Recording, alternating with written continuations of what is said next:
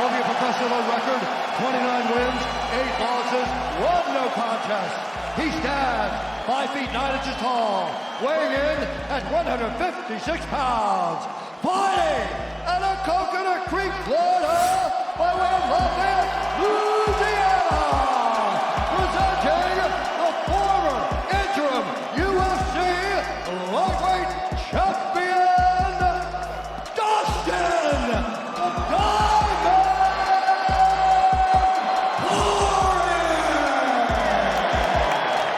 What's up everybody, Paul here, welcome back to the channel.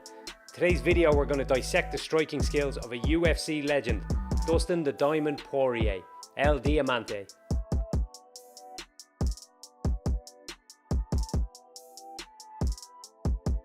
Poirier gave us all a reminder, as if we needed one, in the co-main event of UFC 299 that he is in fact still the man. Dustin, you're the man. I'm just a man, Joe. He weathered a hell of a storm against the god of war, Benoit Saint-Denis, in the first round of a grappling heavy contest, to come back and get a sensational knockout victory in the second. A lot of people had Poirier written off going into this bout, but much like Justin Gaethje taking out Rafael Fiziev in 2023, the old guard once again stood firm and protected his spot in the upper echelons of the UFC lightweight rankings.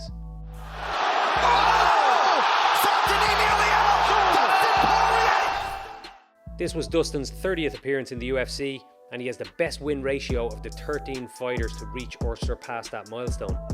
The former interim champion has built a reputation as one of the most skillful boxers within the promotion. Nice. Coke. With a slip. Poirier pushing forward. Good now. left Nice. by Poirier. Over the top. Yeah. Throughout his tenure, we've seen him put on some amazing striking displays against such luminaries as Max Holloway, Eddie Alvarez, Justin Gaethje, Anthony Pettis, Conor McGregor, and Michael Chandler.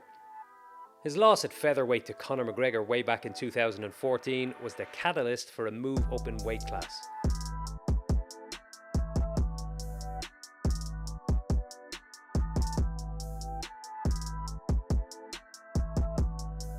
He lost to Michael Johnson in 2016, and since then his only losses have been in title fights against Khabib Nurmagomedov and Charles Oliveira, and the rematch with Justin Gaethje for the BMF belt.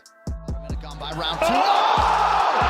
Justin Gaethje head kicks Dustin Poirier into the stratosphere and wins the BMF belt. Let's take a look at his skill set. One of the most notable things about his style is his unorthodox defensive guard. This is something you won't see a hell of a lot of in either mixed martial arts or boxing.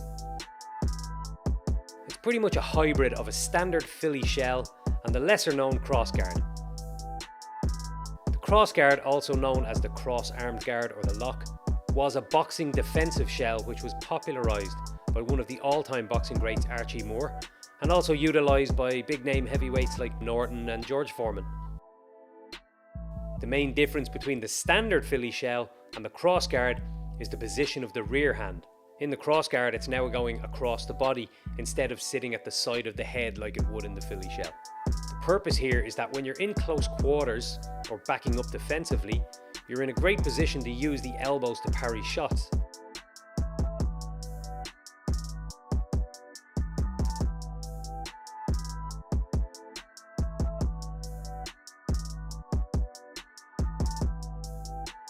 Dustin's variation on this basically combines the high rear hand of the Philly shell with the high lead elbow of the crossguard.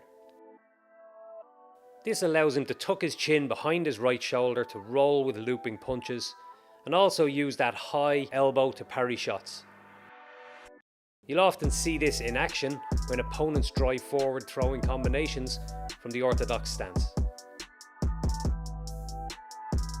Watch here how he uses that high right elbow to parry shots from the left hand of his opponent and to ensure that his chin is always protected on that side. His left hand is already in place at the side or the back of the head, so he can use his left elbow to wing block against any straight punches, or simply absorb them on the crown of his head.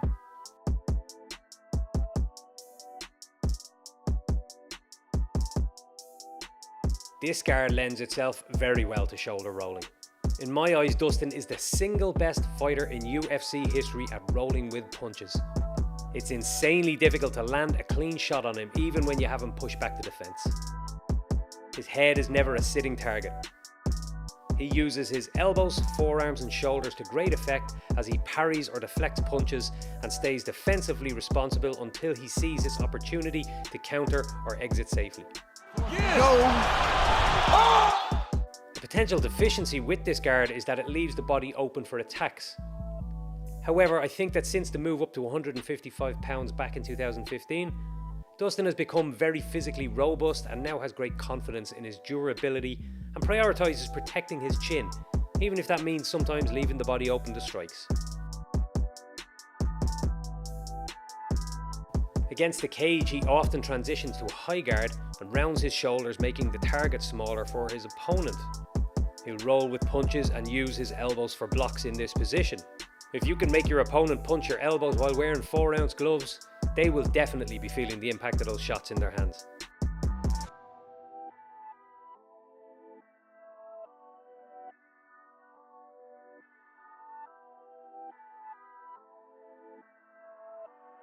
Offensively, Dustin has displayed great power in his punches, even more so since his move up to the lightweight division.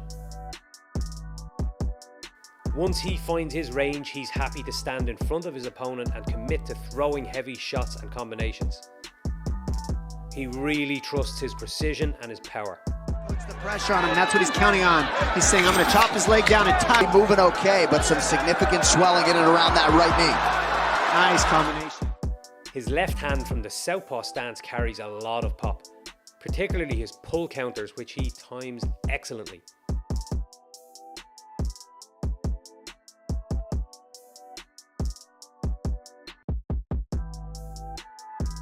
As a right-handed southpaw, his right hook is one of his best weapons.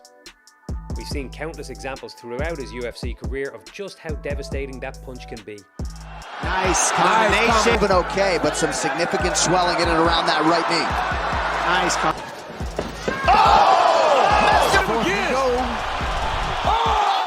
This is the shot that he used to put Benoit Saint-Denis down in his most recent fight.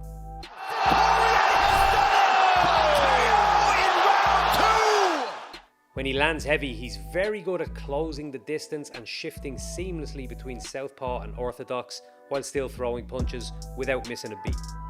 Fighters can be comfortable throwing shots from both stances, but can often need to take a moment to recalibrate after shifting from one stance to the other. Poirier always looks balanced and manages his range very well while continuously throwing shots as he shifts between stances. This allows him to stay in his opponent's face when he has them under pressure or hurt. Experience in 5-round fights. This needs to be the fourth. Big left hand by Poirier. He's looking for the finish here. Gaethje hurt. But he's been here before. Gaethje nearly out on his feet. Poirier continues to land. Have the wherewithal to clinch. Poirier, goodness. It's going to be interesting to see where Dustin goes from here. He sits third in the UFC lightweight rankings and has not yet fought the champion Islam Makhachev. His last two defeats have been to Charles Oliveira and Dustin Gaethje, who sit above him at numbers 2 and 3 in the rankings. Will the UFC leapfrog him past two fighters who've beaten him and place him into a title fight with Makhachev? Or will they use him in a gatekeeper role against surging prospects like Saint-Denis? Fantasy matchmaker time, what do you guys think? Who are the UFC going to pair Dustin Poirier off with next? Let me know in the comments below. Also, if you can like, share the video and subscribe to the channel, that would be amazing. Show us a little love. See you next time.